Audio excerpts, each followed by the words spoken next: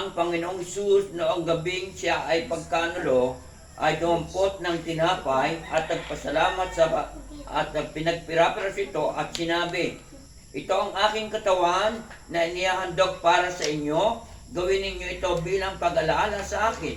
Ganyan din naman, matapos maghapunan, ay nawakan niya ang saro at sabi, itong sarong ito ang bagong tipan na pinagtitibay ng aking dugo. Tuwing inumin ninyo ito, ay gawin ninyo itong bilang pag-alala sa akin. Sapagkat tuwing kakain kayo ng tinapay na ito at umiinom ng sarong ito, ay ipinapahayag ninyo ang kamatayan ng Panginoon hanggang sa muling pagparito niya. Ang sino mang kumakain ng tinapay at umiinom ng sasaro ng Panginoon ay di nararapat ay nagkakasala sa katawan at dugo ng Panginoon. Kaya dapat siyasatin niya ang kanyang sarili bago kumain ng tinapay at uminom ng saro, sapagkat ang sino mang kumakain ng minom ng hindi pinahalagahan, amen, at ng katawan ng Panginoon ay kumakain uminom ng hatol sa kanyang sarili. Ito ang dahilan kung bakit mahina at masasakitin ang marami sa inyo at ang mga ilan namatay na. At kung sisiyasatin muna natin ang ating sarili, hindi tayo hatulan, amen, ng Panginoon, tayo ay tinutuwid niya upang hindi tayo maparusahang kasama ng sanlibutan. Tayo po ay saglit manalangin. Dakilang Diyos, Ama makapangyarihan, humingi po kami ng tawad kung ano man ang aming kasalanan, ano man ang aming pagkukulang. Patawarin niyo po kami, O God, in the name of Jesus. At Lord, kami po ay basan at linisin.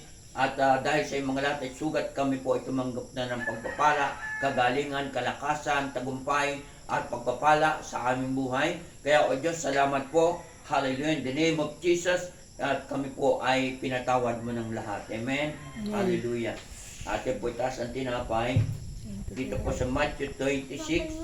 Ang sabi po, samantalang sila ay kumakain at dinampot niya ang tinapay, si Jesus, at matapos magpasalamat sa Diyos kanyang pinagpirapraso, ibinigay niya sa alagad, kunin niyo ito at kanin, ito ang aking katawan. Kainin po natin ng tinapay. Thank you, Lord. Hallelujah.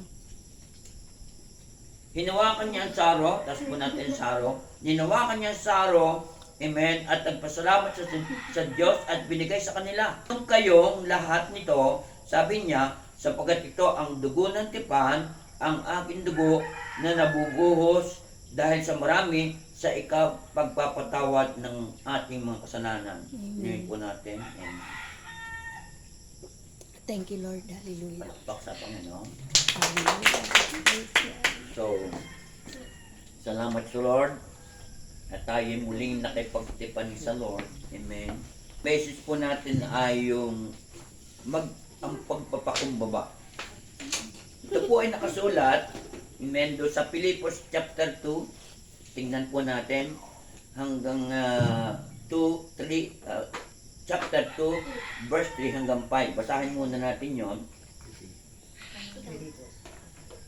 Sabi po rito, huwag kayong gagawa ng anumang bagay dahil lamang sa hangad ninyong matanyag.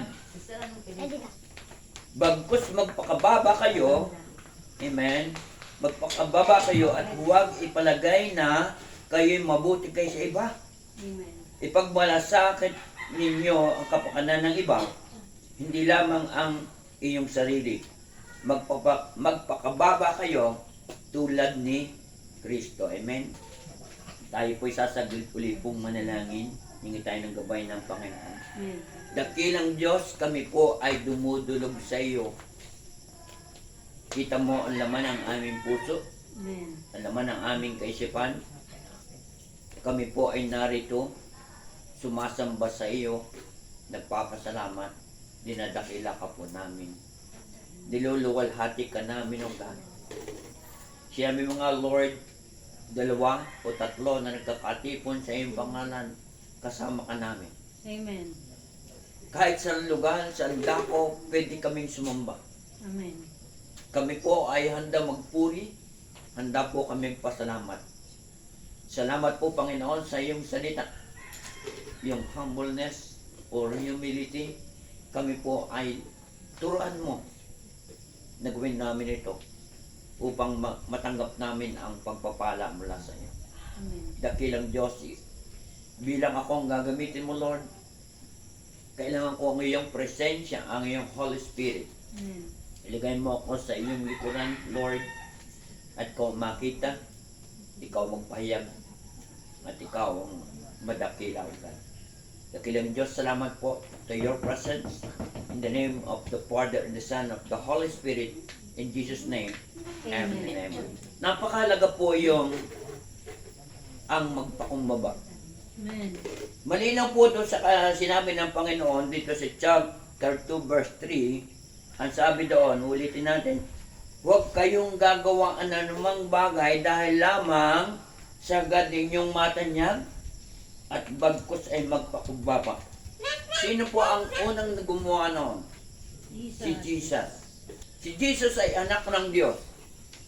Pero ang sabi niya doon sa verse 6, sabi niya rito, pagkos sinubad niya ang lahat ng katangian ng pagkadiyos. Nagkatawang tao at namuhay ng isang alipin. Si Jesus, siya po ay anak ng Diyos. Amen? Amen. Kaya niyang gawin ang lahat. Amen? Kaya niyang gawin lahat ng Panginoon. Nung siya ay dakpin, alimurahin, wikaan ng mga pangit na salita. Mention doon, siya po ay dinuraan, siya po ay minura, pinaratangan ng siya ay lumalabag sa Diyos. Pero gaputok man ay hindi siya gumanti. Amen. Hindi siya nagsalita ng anumang bagay sa mga umuusik. And meron tayong example, si Jesus, na tayo ay merong, ito po ang kailangan natin, amen? Yung humbleness. Ito ang kailangan natin sapagkat ang mundong ito ay punong-puno ng maraming kaguluhan. Amen. Maraming kaabalahan. Maraming word na marinig natin, amen? Mga salitang hindi ayon at hindi angkop sa panuntunan ng Diyos. Amen? Dito ay tinuturo ng ating Panginoon, hallelujah, na iyong siya ang ating maging example. Napagamat siya ay Diyos, pero hindi niya ginawa yung dapat niyang gawin. Pero ang tinanggap niya, yung kanyang parusa sa cross at Calvary, alang-alang sa atin. Amen? Jesus lang ang nakagawa nun. At pwedeng magawa natin dahil kay Jesus. Amen. Amen. Dahil verse 4, ipagmalasakit ninyo ang kapakanan ng iba, hindi lamang ang inyong sarili. Amen. Anong ibig sabihin ng ating Panginoon? Ibig sabihin, ipakita natin ang kabutihan ng Diyos. Amen. Ipakita natin yung damdamin ng Diyos na ating naranasan. Amen? Ipakita natin yung ginagawa ng Diyos sa ating buhay.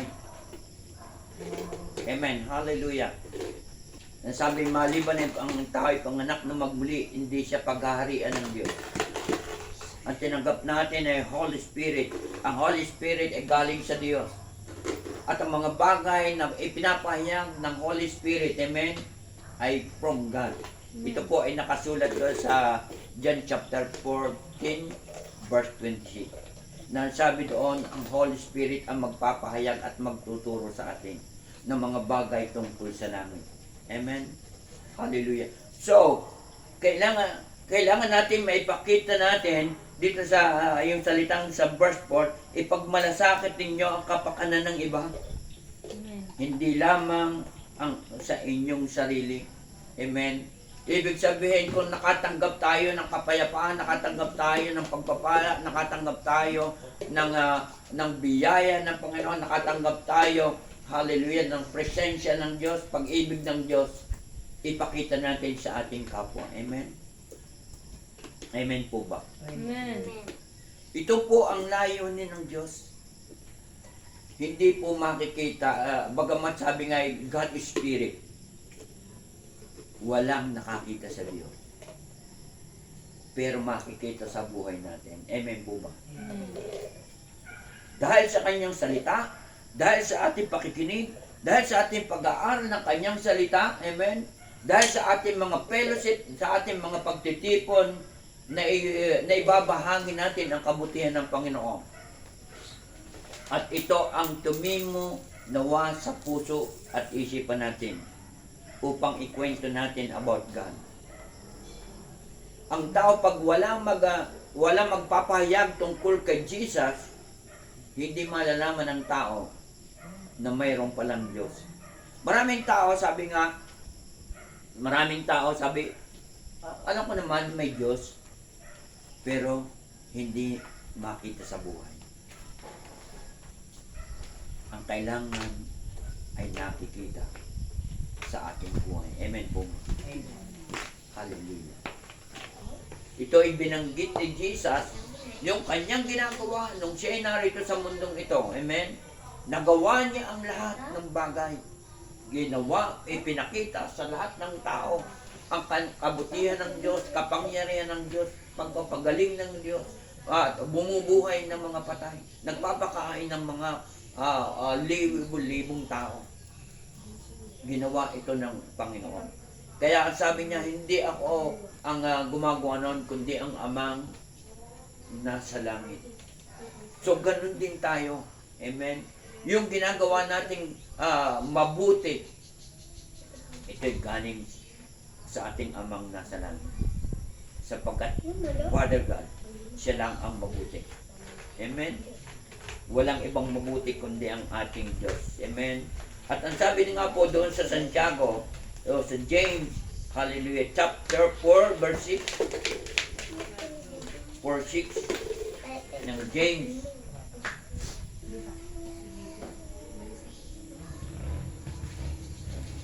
Kung may nakakita ninyo, pwedeng basahin. Chapter 4, verse 6. Amen. Hallelujah. Ito po ang sabi niya. In the name of Jesus. Ngunit higit na Ngunit higit na malakas ang tulong ng ibinibigay sa atin ng Diyos. Sapagkat ang sabi ng kasulatan, amen, ang sabi ng kasulatan, ang Diyos ay laban sa mga palalo, ngunit tumutulong sa mga mapagpakumbaba. Nakuha po natin. Santiago chapter 4 verse 6. Ibig sabihin, may tutulong sa atin para tayo ay magpakumbaba. Basta tayo ay nagpakumbaba, mayroong tutulong sa atin. May kikilo sa atin para tayo magtagumpay. Dahil sa ginagawa natin ang kalooban ng Panginoon. Amen po. Kaya wala tayong dapat katakutan, wala tayong dapat na sabi nga ay tayo mag-alala sa ating buhay. Mayroong Diyos na tumutulong sa atin. Ito po ay nangyari sa buhay ni Jesus. Si Jesus po ay naging tao, pero anak siya ng Diyos. Bagamat ginampanyan niya ang bilang tao, hindi, sabi nga doon sa Pilipos, hindi niya ipinakita yung pagiging Diyos. Pero nag-ano siyang isang alipin. So ginawa niya at pinakita sa tao na mayroong Diyos na tumutulong, mayroong Diyos na nagpapagaling, mayroong Diyos na gumagawa para tayo magtagumpay. Amen po ba? At mayroong tutulong dahil tayo ay marunong magpakumbaba. Amen po ba? Pinagpalpakan natin ang Panginoon. Pangalawa, wala tayong maipagmamalaki.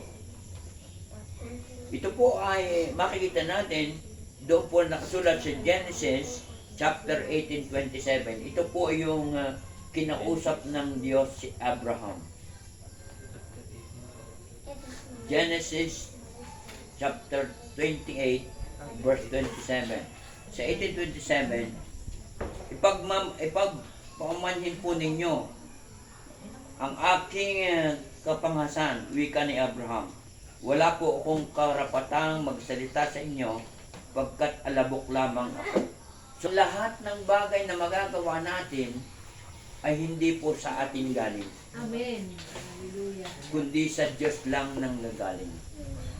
Kung paano si Abraham nagtagumpay, Amen. kung paano siya pinalugdan ng Panginoon, kung paano siya binilang the father of faith, si Abraham, dahil sa Panginoon. Palinaw na si Abraham ay umaamin na hindi niya kayang gawin ang mga bagay na tama, kundi dahil sa Diyos. Amen? Sa Diyos tayo aasa. Sa tulong ng Panginoon. Because of the Holy Spirit. Amen? Doon po sa Luke chapter 18, Luke 18, verse 9 hanggang 14. Ito po ay mayroong example dito na mayroong pong nananalangin. Ang sabi po rito, sinabi rin niya ng talinghagang ito, mga taong ang tingin sa sarili matuwid at umahamak naman sa iba. May dalawang lalaking pumanhik sa templo upang manalangin, ang isa'y Pariseo at ang isa na may publikano. So, dalawa po yung nananalangin. Nakuha na po natin. Dalawa yung nananalangin, isang Pariseo at isang publikano. Ito pong Pariseo ay ito po ay mga manggagawa ng Panginoon ng panahong una. Ito po ay mga dalubhasa sa kautusan. Ang publikano ng tinatawag ay ito po ay mga maniningil ng buwis. Ang sabi dito, nakita ito ng Panginoon.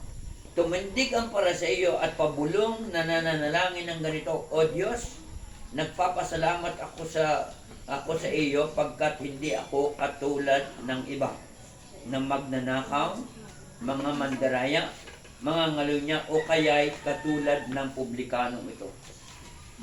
Ito po ay prayer ng isang tao.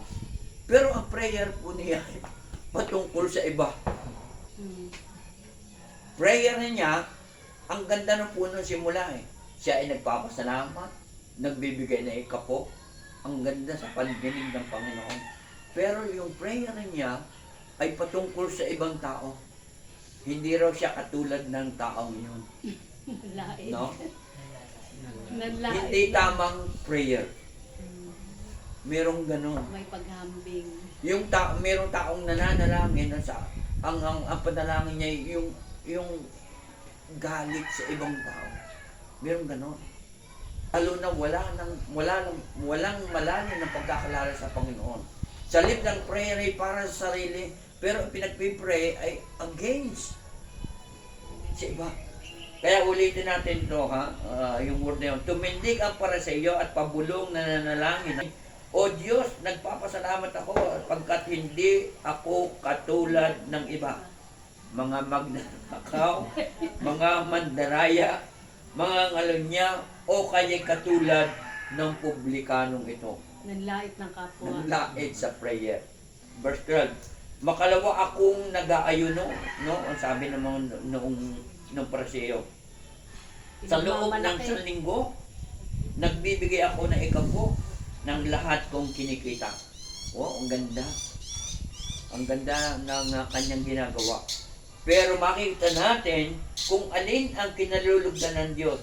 Sa verse 13, samantalang ang publikano ay nakatayo sa malayo, hindi man lamang makatingin sa langit, amen, kundi dinadabukan ang kanyang dibdib at sinasabi, O Diyos, mahabag po kayo sa akin. Ayun, ang dapat. Yun ang kinalugdan ng Panginoon. Tutuloy po natin, ay sa akong makasalanan. Verse 14, sinabi ko sa inyo, sabi ng Panginoon, ang lalaking iyon ang umuwing kinalulugdan ng Diyos, ngunit hindi ang isa, sapagkat ang sino mang nagpapakataas ay ibababa, at ang nagpapakababa ay itataas ng Amen. Panginoon. Hallelujah. So, ibig sabihin, once na tayo, walang pinagyayabang, katulad nung nanalangin yun, in example ng Panginoon. Pagyayabang, no, yung kanyang ginagawa. Pero may word siyang binanggit. para sa ibang taong pangit. No? Isinasabi niya, hindi ako katulad nun. Kundi nais ng Panginoon, manatili tayong mapapakumbaba. Amen. Amen po ba? Ang sabi doon sa verse 14, ngunit hindi ang isa, sapagkat ang sino mang nagpapakataas ay ibababa. Amen? At ang nagpapakababa ay itataas ng Panginoon. Amen po ba? Amen. Yun po ang kalooban ng Panginoon. Kaya nga sabi dito sa aking sinulat, wala tayong pwedeng ipagmalaki sa Diyos. Amen? Hallelujah. Palakpak po sa Panginoon. Ano pa? Pangatlo, mamuhay tayong may mapagpakumbaba. Amen? At sumasa atin ang Diyos. Pag tayo nagpakababa, sasamahan tayo ng Panginoon. Amen. Amen po ba? Doon po nakasulat sa Isaiah 57 verse 15. Isaiah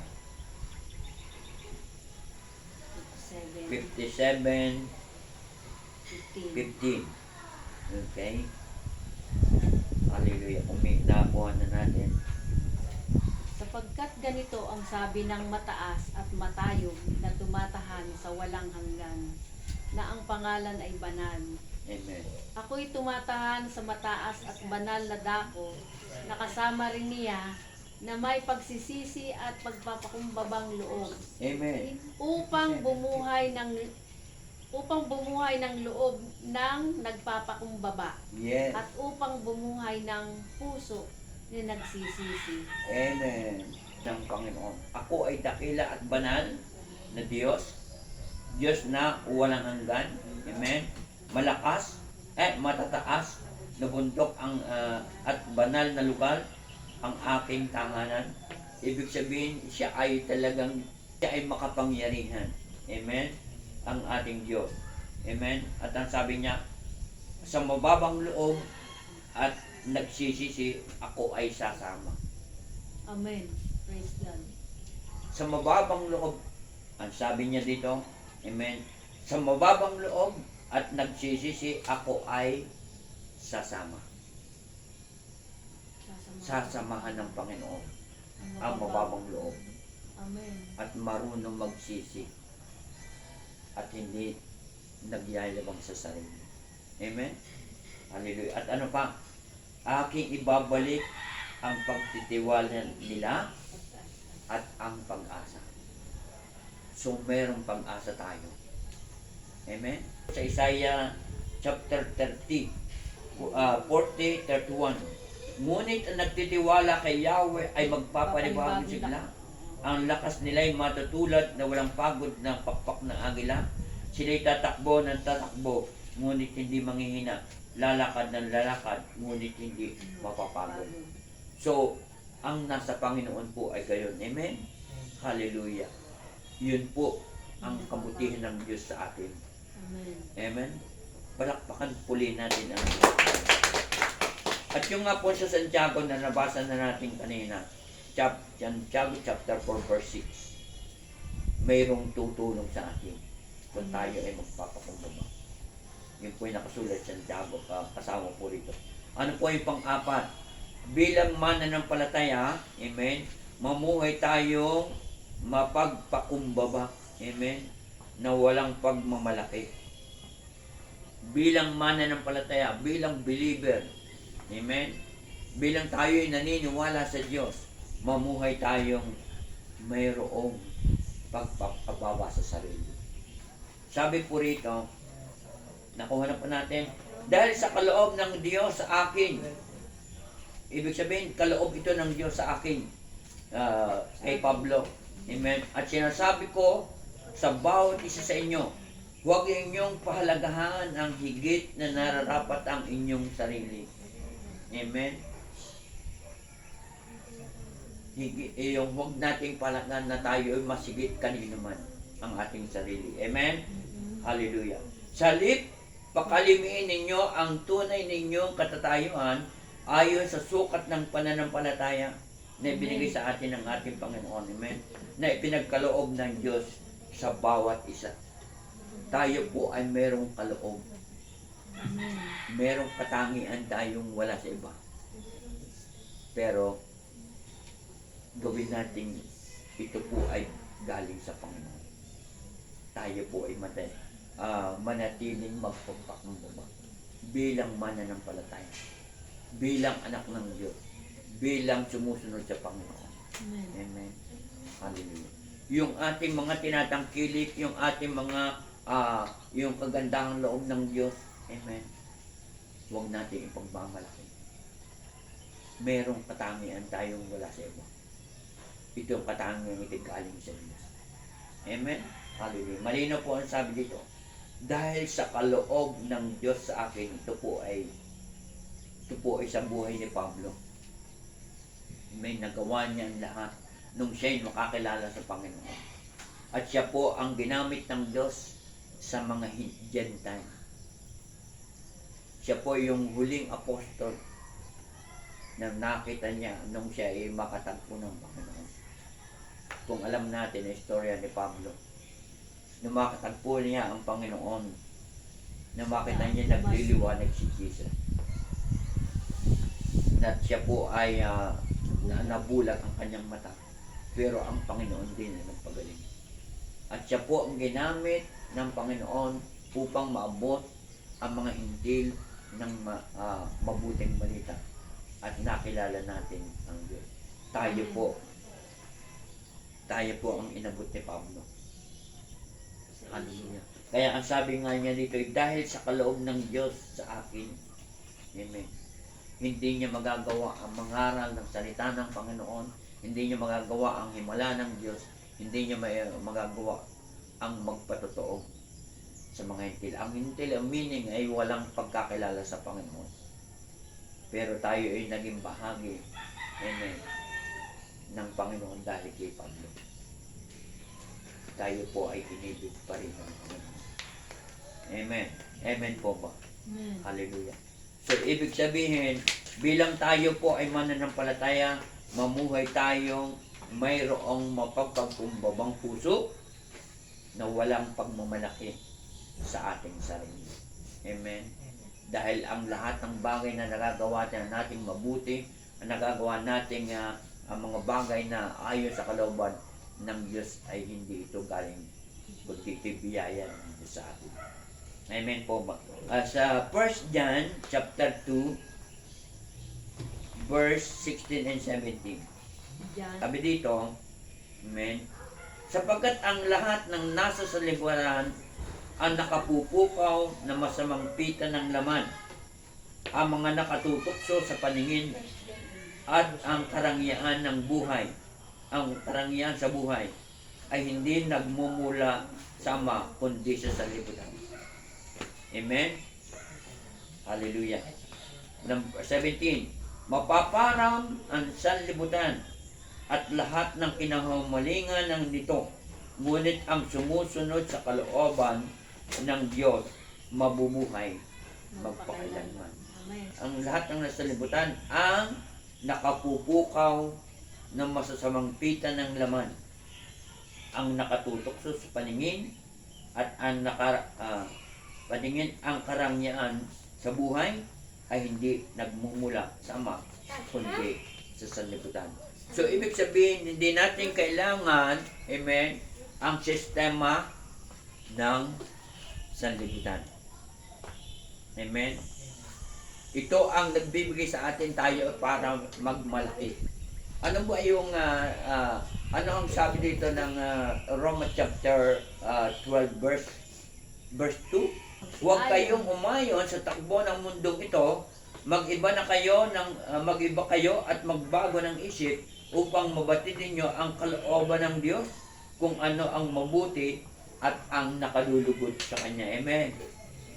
So, ibig sabihin, ito ang pinagmumulan ng pride, no? Yung sistema ng mundo. At pag ito ang ating kinuha, meron na tayong pride. Kapag malaking bahay, Ano? May pagyayabang, ano? Marami akong ganito, marami akong ganyan, marami akong gano'n. Ano? dapat hindi mo ipagyayabang. Pero ang hindi niya naintindihan, hindi ka magkakaroon yan kung walang Diyos Amen. na nagbigay ng mga bagay na yan para magkaroon ka ng kayamanan. Amen po ba? Magkaroon ka ng talino. Magkaroon ka ng lakas. Amen? Kung wala kang talino, wala kang lakas, wala kanyang lahat. Pag ang tao sabi nga, hindi normal, is zero. Diba? Pero ang lahat kung bakit tayo merong ganyan, mga bagay na ito, that is come from God. Coming from God. Amen po ba? Palakpakan po uli natin. Hallelujah. Ano? 14:13 ng Isaiah. Palagi mong sinasabi, aakyat ako sa kalangitan, sa ibabaw ng mga bituin ng Diyos, itatayo ko ang aking luklukan, uupo ako sa ibabaw ng bundok na hilaga, sa dakong pulungan ng mga Diyos. Sino po ang nagsasalitang ito? Si Lucifer. Si Lucifer. Ano po ang nangyari kay Lucifer? Binagsak. Ibinagsak ng Panginoon. Hinangad niya na siya ang mamahala sa mundong ito. Ano nangyari? Na nilampasan niya ang Panginoon. Anong nangyari sa kanya? Doon siya ilalagay sa kailaliman ng lupa. Doon siya ilalagay sa impyerno. Ang ilalim ng lupa, ano ang narito? Vulkan. Vulkan. Ang impyerno. Kung nabasa na po natin yung book of Luke patungkol doon sa kay Lazaro, yung mayaman at saka si Lazaro. Yung mayaman ay inilibing at ramdam niya ay yung parusa. Pero si Lazaro, inaaliw sa heaven. Ibig sabihin, ang wala sa Panginoon at ang nagmataas ay ibababa ng Diyos. Sa ilalim siya, hindi siya sa langit. Amen po ba? Ito po ang nangyari kay Lucifer. Meron po siyang kalalagyan, yung impyerno. Amen po ba? Ano pa po? Sa Ezekiel, ganun din po. Ezekiel chapter 28. Ezekiel chapter 28 verse 17. Ano po ang sabi dito? Hallelujah. Naging palalo dahil sa iyong kagandahan. Ginamit mo sa kasamaan ang iyong karunungan para mapatatag ang iyong katayuan. Kaya ibabagsak kita sa lupa upang maging babala sa ibang mga bansa. So, ibig sabihin, hallelujah, walang dapat. Ha? Ezekiel 28 verse 17. Naging palalo ka dahil sa iyong kagandahan. Ginamit mo ang kasamaan, ang iyong karunungan para magpatatag ng iyong katatayuan. So, ibig sabihin, hallelujah, walang pwedeng hihigit na magmalaki. Ang karunungan ay galing sa Diyos, amen? Ang kagandahan ay galing sa Diyos, hallelujah. Walang dapat ipagmalaki sapagkat hindi ito nakaluwag sa Panginoon. Amen? Magiging kalagayan niya, ibabagsak kita sa lupa upang maging babala sa ibang mga bansa. Hindi natin dapat ipagmalaki ang mga bagay na galing sa Diyos. Amen? Ito ay dapat nating ating ipagpapuri. Ito ay dapat nating ipagpasalamat sa Panginoon kung anong meron tayo. Amen po ba? Amen. Na ito'y para sa Diyos. At ang Diyos lamang ang pwede natin parangalan. Hallelujah. Sapagkat ang Diyos lang ang pinagmumulan ng lahat ng mga bagay nito. Amen po ba? Hallelujah. Doon po sa 1 Timothy chapter 6, ito po ay paalala sa atin ng Panginoon. Hallelujah. Sa 1 Timothy chapter 6, hallelujah, verse 17. Ang sabi po rito, sabihin mo sa mayayaman na huwag magmataas. Huwag silang umasa sa kayamanan, di mananatili. Amen? Kayamanang di mananatili, kundi sa Diyos na masaganang nagkakaloob ng lahat ng bagay sa ating ikasisiya. Amen? Ibig sabihin, maraming tao nagtitiwala sa kayamanan. Amen? Mas mabuting pagtiwalaan 70. ang Diyos. Matthew chapter 6 verse 24. Amen? Ang sabi po rito, walang makapaglilingkod ng sabay sa dalawang Panginoon, sapagkat kapupuutan niya ang isa, iibigin ang ikalawa, paglilingkuran ng tapat ang isa, at hahamakin ang ikalawa. Hindi kayo makapaglilingkod ng sabay sa Diyos at kayamanan. Alin ang pipiliin natin? Kayamanan ba o Diyos? Diyos, may kayamanan ka na. Mas mabuti ang Diyos. Meron ka ng kayamanan, May Diyos ka pa. merong Diyos ka pa na tagapagligtas.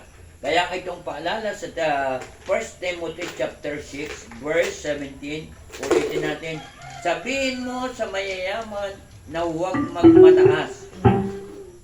Huwag silang umasa sa kayamanang di nananatili. Amen? Kundi sa Diyos na sagana nagkakaloob ng lahat ng bagay sa ating ikasisiya. Amen po ba? Amen. Ang Diyos ang ating aasahan. Amen. May Diyos na tayo, meron tayong kayamanan. Amen. So, bilang ang Panginoon ang nakatupad ng siya ay yung humility, yung pagpapakumbaba. Balikan natin yung Filipos chapter 2. Babasahin natin ng diretsyo. Huwag kayong gagawa ng mga bagay dahil lamang, amen, sangad ninyong matanyag, bagkus magpakababa kayo, at huwag ipalagay na kayo'y mabuti kasi iba.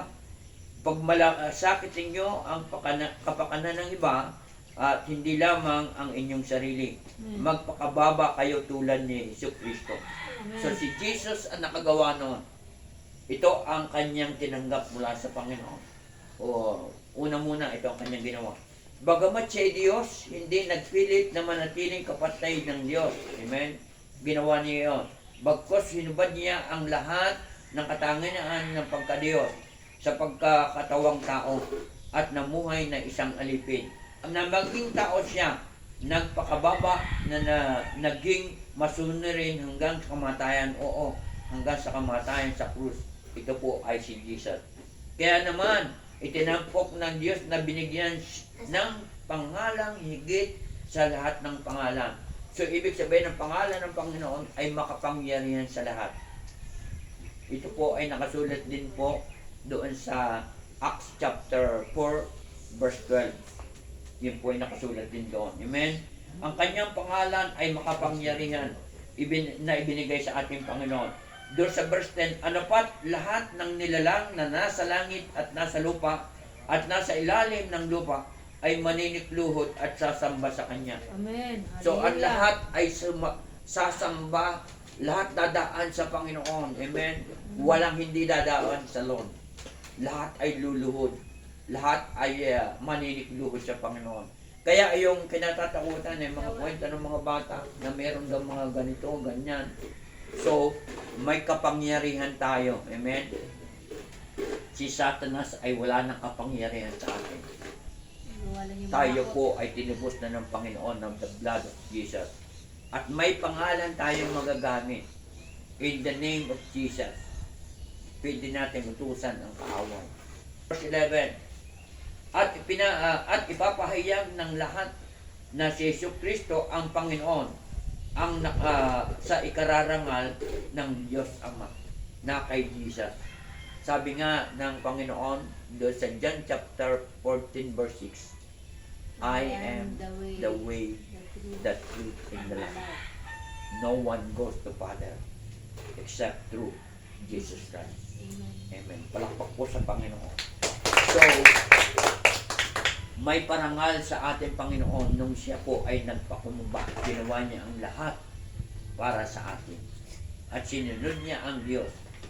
Amen? Ang ating amang nasa langit. At siya ay binigyan ng pangalang higit sa ibang pangalan. Ang lahat ay luluhod sa ating Panginoon. Amen po. Amen. Hallelujah. Palakpak po sa Lord. Sa Diyos pong papuri at tayo po ay merong pattern. Magagawa po natin ang tayo magpakumbaba dahil sa ating Panginoon Jesus. In Jesus' name, Amen. Okay. Kung tayo sa prayer mga bata, hallelujah. Lord Jesus, we glorify your name. Hallelujah. Lord, hindi po kami magtatagumpay sa sarili naming paraan, O God. Amen. Kundi sa pamamagitan mo, Lord. Kaya, God, hallelujah, inaangkin na po namin ang tagumpay. Amen. Sapagat, Lord, kaya namin gawin ang magpakumbaba, yung humility, O God. At Lord, hindi na mananaig sa amin ang pride. Amen. Hallelujah. Kundi ang kalooban mo ang siya namin sa ikatuparan at may pamuhay. Dakilang Diyos, kaming lahat, O God, ay humihingi sa iyo ng presensya. Amen. Humihingi kami ng tulong mula Yes, sa iyo. Lord. O Hallelujah. Lord, magagawa namin ang lahat. May kukwento namin ang kabutihan mo. May Amen. kukwento namin ang kapangyarihan mo. Amen. May Hallelujah. kukwento namin, Lord, ang kadakilaan mo. Yes, God. Lord God, ito'y mula sa iyo. Yes, Hindi God. po namin kaya ang gumawa ng mabuti. Pero magagawa namin dahil kami ay iyon ng anak. Amen. Kami po ay mananampalataya. Kami po, O Lord, ay may Holy Spirit. Kami po ay nasa trono ng Diyos. Amen. Kami po ay nakaluklok sa kanan ng Diyos. Hallelujah. At nakatunghay sa bawat isa sa amin. Thank you, Upang Father kami God. ay iyong gabayan. Upang Amen. kami ay iyong samahan. Amen. Ay maranasan namin ang mga pagpapala, kagalingan, kalakasan, tagumpay. Hallelujah. In the name of Jesus. Kaya, O Diyos, ibinabalik namin ang papuri, pasalamat. Pagpalain mo kaming lahat, O Amen. God. Thank you, Ang Father God. nakarinig ng salita ay tumingo sa puso at isipan namin. Pagpalain mo po ang lugar na ito, ang tahanan ito, ang bawat pamilya namin, O God. Pagpalain mo at pagpalain mo ang lugar na ito, pagpalain mo ang kabataan, ang mga bata, Yes, upang God. sa ganoon, may kwento nila ang kahalagahan ng pananampalataya at pagsunod at pagkakilala sa iyo. Kaya, O Diyos, sa iyo po ang papuri, sa iyo pasasalamat at pagdakila sa pangalan ni Jesus. In Jesus' name, Amen.